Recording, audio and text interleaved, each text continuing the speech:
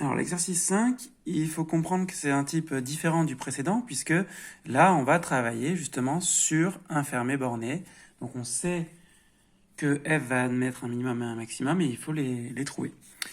Alors on le justifie quand même.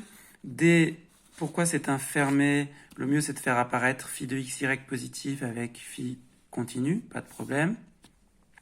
Pourquoi D est borné?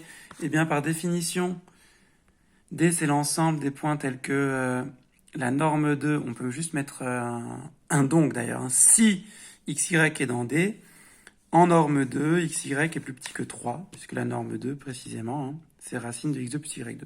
On peut aussi utiliser la norme infinie, parce que si x et y sont dans, si xy est dans D, forcément x et y sont en module plus petit que 3, et donc c'est exactement la norme infinie. Je vous rappelle qu'en dimension finie, vous pouvez prendre la norme que vous voulez pour montrer qu'un ensemble est borné. Donc, f est fermé borné, D est un fermé borné de R2 et f est continu sur D, donc il admet un minimum global, un maximum global. J'ai représenté D ici, bien entendu. Vous avez D, c'est le disque fermé, des limites de centre O et de rayon 3, délimité par le bord, ça va être le cercle de centre O et de rayon 3.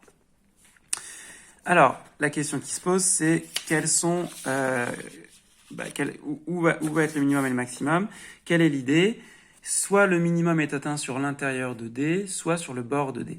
Attention ici, parce que le bord de D, qui est donc le disque, pardon, l'intérieur de D, qui est donc le disque ouvert, F n'est pas C1 sur l'intérieur de D. Il y a un problème en 0, 0 à cause de la racine. F n'est pas C1 en 0, 0. Donc éventuellement, on pourrait chercher les points critiques sur un ensemble un tout petit peu plus petit et qui est ouvert, c'est l'intérieur de D privé de 0, 0. Cela dit, il manque une parenthèse d'ailleurs.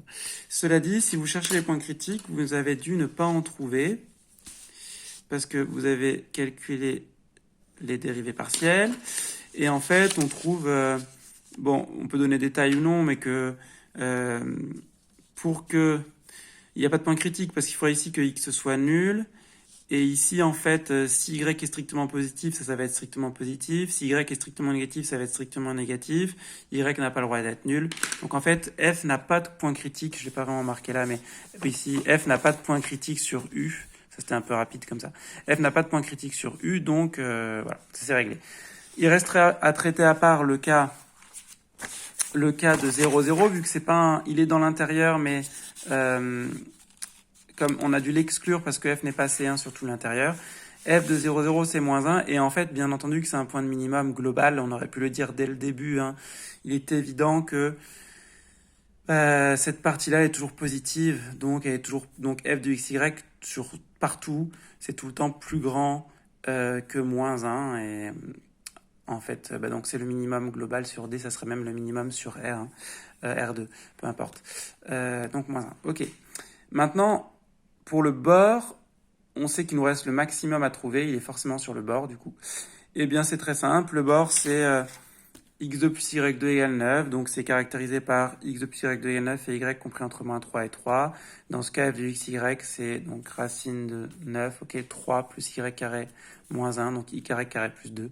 Qui est maximal pour y qui vaut soit moins 3 ou 3 et qui vaut 11. Le minimum a déjà été... Sur le bord, le minimum, ça serait 2, mais il ne nous intéresse pas parce qu'il est plus grand que le minimum qu'on a déjà trouvé. Moins 1. Remarque, là, c'est pas utile, mais quand je vois ça, là, x2, y2, je vois un cercle. On peut aussi utiliser une paramétrisation du cercle. On paramètre c par x de t égale 3 cosinus t, 3 sinus t. Donc f de xy, ça va être 2 plus 9 sinus carré t, qui va être maximal quand t vaut moins pi sur 2 ou pi sur 2, qui vaudra 11. Bon. Donc je conclus, le minimum de f sur d c'est moins 1, je peux préciser qu'il est atteint en 0, 0. Le maximum de f sur d est 11, je peux préciser qu'il est atteint en 0, 3 et en 0, moins 3. Voilà.